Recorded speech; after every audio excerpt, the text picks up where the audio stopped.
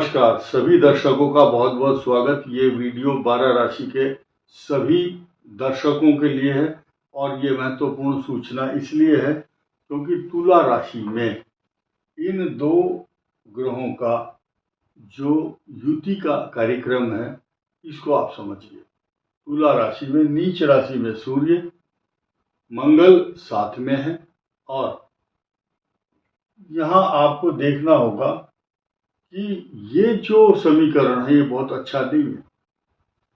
जब सूर्य नीच राशि में हो, ये विस्फोटक ग्रह है और साथ ही साथ मंगल भी अग्नि का परिचायक है। अब एक चीज देखिए, ये दोनों विस्फोटक ग्रह हैं और एक चीज ध्यान देना है कि ये अग्नि तत्व राशि का स्वामी है सूर्य, और जो मंगल है ये भी अग्नि तत्व राशि का स्वामी है।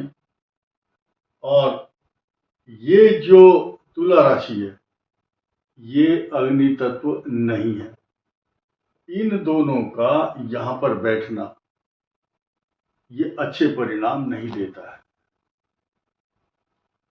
और उस दिन दीपावली होगी जिस दिन स्वाति नक्षत्र भी होगा।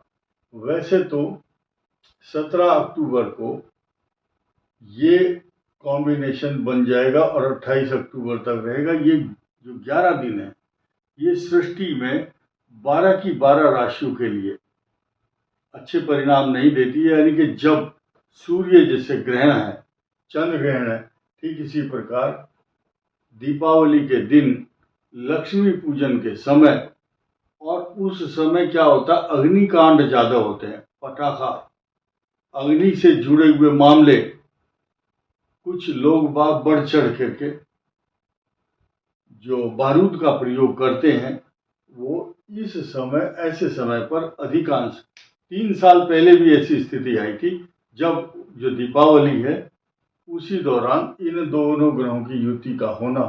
और इस बार क्या हो रहा है, इस बार राहु की दृष्टि भी इन दोनों ग्रहों पर होगी। पंचम दृष्टि है राहु की।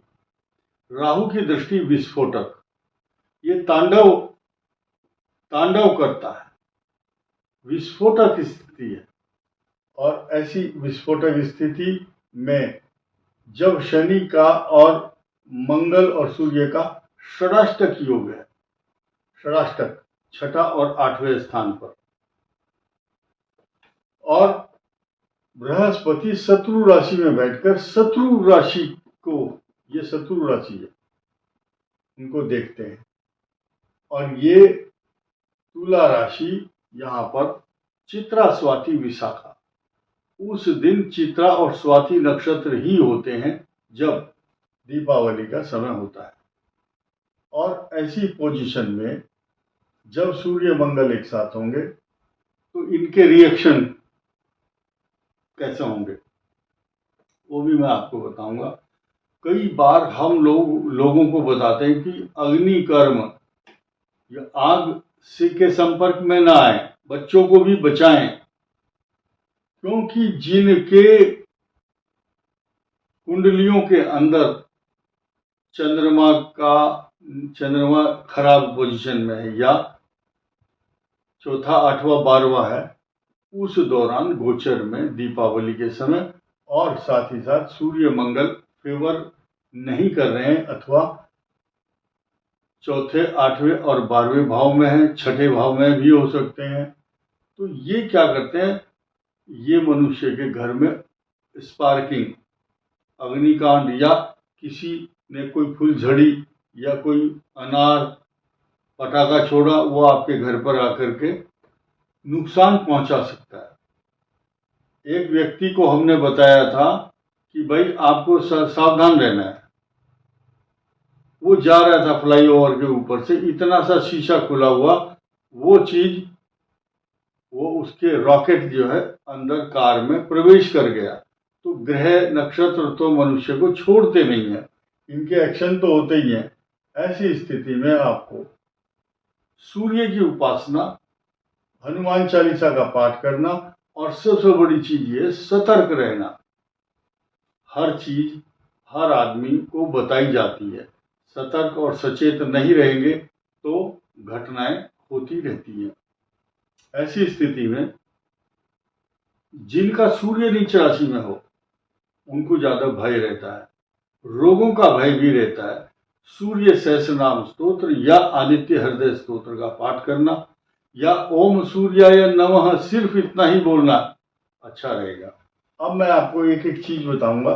मेष राशि के लिए यह परिणाम अच्छा नहीं है, क्योंकि मेष राशि पर इन दोनों की पूर्ण दृष्टि है।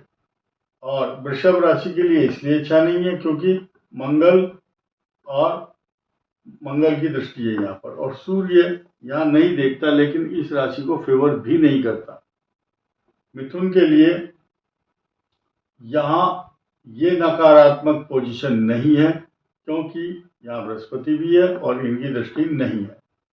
कर्क के लिए ये अच्छी बिल्कुल भी नहीं है, क्योंकि यहाँ डबल मार पड़ रही है कर्क को। यहाँ से अष्टम राहु भी है, यहाँ से चतुर्थ सूर्य और मंगल भी है।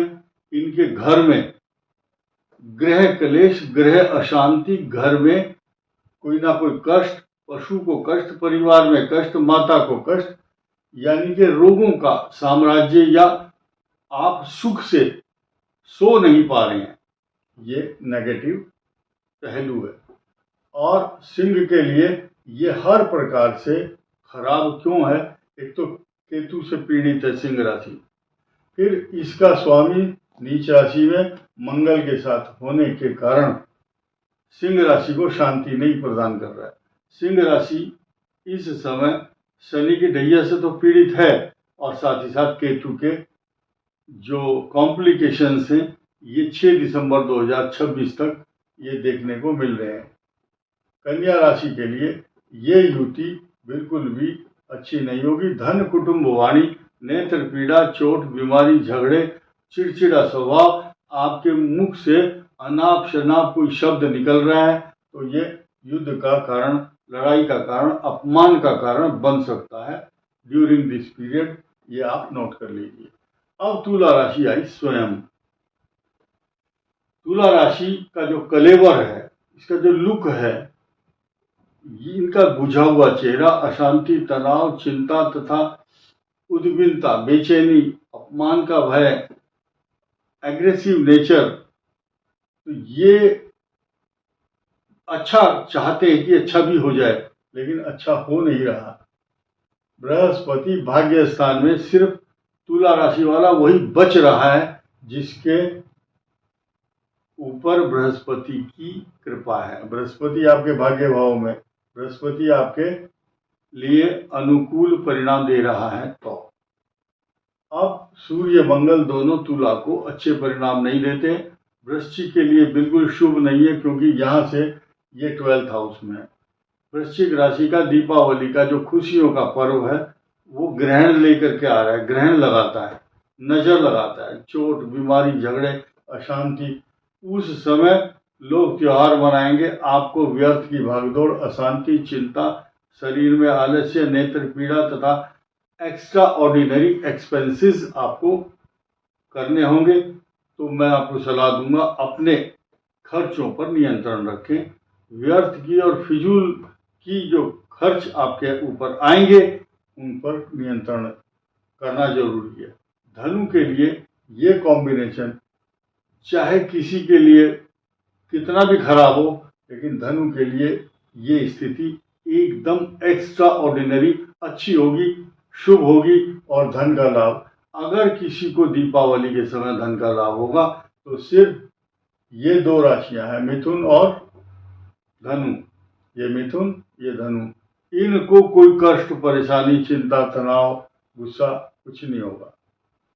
सिर्फ मिथुन राशि के लिए संतान से जुड़े हुए कुछ कष्ट तो होंगे बस। अब मकर के लिए ये 10वें भाव में, ये बड़ी अच्छी पोजीशन है, क्योंकि मंगल की उच्च दृष्टि होगी। आपके 10वें भाव में सूर्य, कितने ही खराब ग्रह चल रहे हो फिर भी आप नंबर 1 रहोगे।